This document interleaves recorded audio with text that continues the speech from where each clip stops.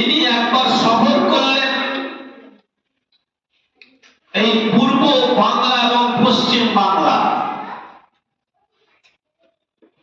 বাংলাদেশ আর আমাদের এই পশ্চিম বাংলা, ওটা পূর্ব বাংলা, এটা পশ্চিম বাংলা। সফর করে ফিরে যান, বড্ড খুশি উৎফুল্লিত ছিলেন। মা বেটাকে এত খুশি দেখে বলছেন যে বেটা, এবার তুমি অনেক আনন্দিত, অনেক উৎফুল্লিত, তোমার মনটা যেমন খুশিতে ভরা ভরা লাগছে। বলছে, হে গো মা,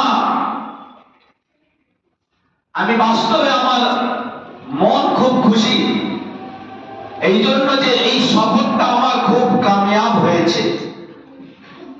কেন? এই সফরে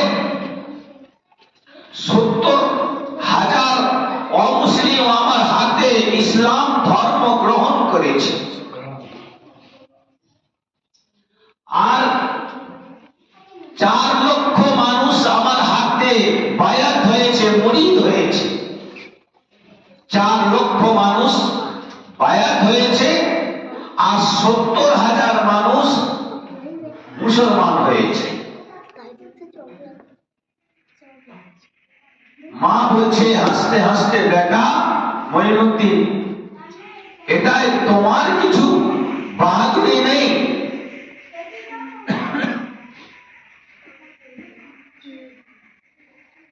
এটা তো আমার বাহাদুরি, তোমার কিছু এতে দক্ষতা নেই, এটা তো আমার দক্ষতা, এটা তো আমার জন্য হয়েছে। খাজা মঈনুদ্দিন চিশতি রহমাতুল্লাহ আলাইহি অবাক হয়ে জিজ্ঞাসা করেন, আম্মা জান, সেটা আবার কিরকম? সফর আমি করলাম, তবলিগ আমি করলাম, হেদায়েত মানুষকে আল্লাহ আমার হাত দিয়ে করালো, বায়াত আমার হাতে মানুষ হলো, আর এটা আপনার কামাল, আপনার যোগ্যতার পরিচয়, আপনার এটা বাহাদুরি, এটা কিরকম?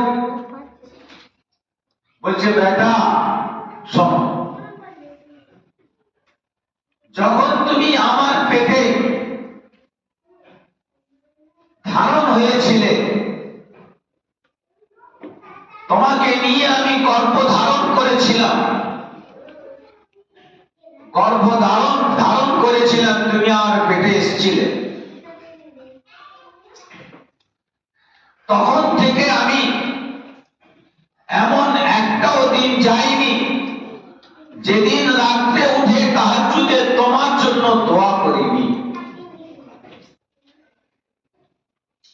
তারপরে তুমি ভূমিষ্ঠ হলে, জন্ম নিলে, তোমার জন্ম নেওয়ার পর থেকে তুমি 2 বছর আমার দুধ পান করেছো, আমি একদিনও তোমাকে বিনা ওযুতে দুধ পান করাইনি।